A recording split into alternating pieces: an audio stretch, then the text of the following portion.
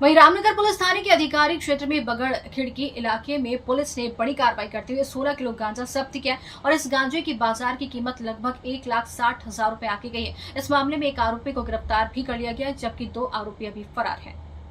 जब्त किए गए गांजे के संबंध में पुलिस ने यासिर अली, सैयद परवेज, सैयद गनी को गिरफ्तार किया। वहीं जुबेर करीम खान और वसीम आरिफ खान उर्फ कालू नाम के 2 आरोपी अभी फरार हैं। पुलिस ने उनकी तलाश तेज कर दी। ये पूरी कार्रवाई पुलिस अधीक्षक श्री आयुष नौपानी, अपर पुलिस अधीक्षक श्री ईश्वर कातकड़े और उप विभागीय पुलिस अधिकारी श्री प्रमोद चौगुल्ले के मार्गदर्शन में हुई है। पुलिस निरीक्षक प्रभावती एकुर्रे के नेतृत्व में रामनगर पुलिस टीम ने ये कार्रवाई सफलतापूर्वक अंजाम दी है। नशीले पदार्थों की तस्करी और बिक्री के खिलाफ पुलिस की सख्त कार्रवाई का ये हिस्सा है। आरोपी के खिलाफ कानूनी कार्रवाई शुरू कर दी गई और फरार आरोपियों को जल्द से जल्द गिरफ्तार करने के लिए व्यापक तलाश अभियान चलाया जा रहा है। आज रामनगर पोलीस स्टेशन यांनी बगड खिडकी एरियामध्ये एक महत्त्वाची NDPS कारवाई केली, ज्यामध्ये एक मोठा गांजाचा मुद्देमाल आपण जप्त केलेला आहे।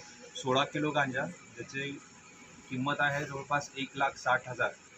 तर हा जो गांजा आहे त्याच्यामध्ये मुख्य 3 आरोपी आहेत। एक आरोपी आहे ज्याचं यासिर अली उर्फ सैयद परवेज सैयद गनी, दुसरा आहे जुबेर करीम खान आणि तिसरा आहे वसीम उर्फ लालू आरिफ खान, सर्व राहणार बगड खिडकी।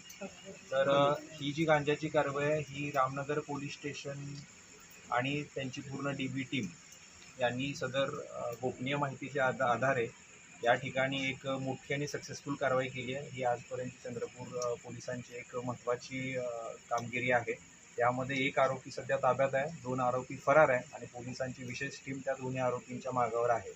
तर पोलिसांचं जे चंद्रपूर पोलिसांचे जे NDPSच्या विरोधातलं जे मोठं अभियान आहे, जे मागील बरेच महिने झालं चालू आहे, तर त्यामध्ये हे एक मोठं सक्सेस आहे आणि यापुढे सुद्धा चंद्रपूर पोलीस या अभियानाअंतर्गत अनेक अशा NDPSच्या अंतर्गत कारवाया करत आहे। चंद्रपूर वासियांना मी असे आवाहन करतो की आपण NDPS म्हणजे अंमली पदार्थासंदर्भामध्ये जर आपल्याला काही माहिती असेल तर ती आपण चंद्रपूर पोलिसांना अवश्य द्या।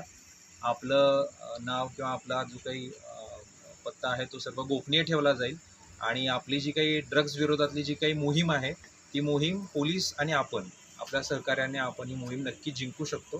तर आपलं सर्वांचं सहकार्य यासाठी महत्त्वाचं आहे।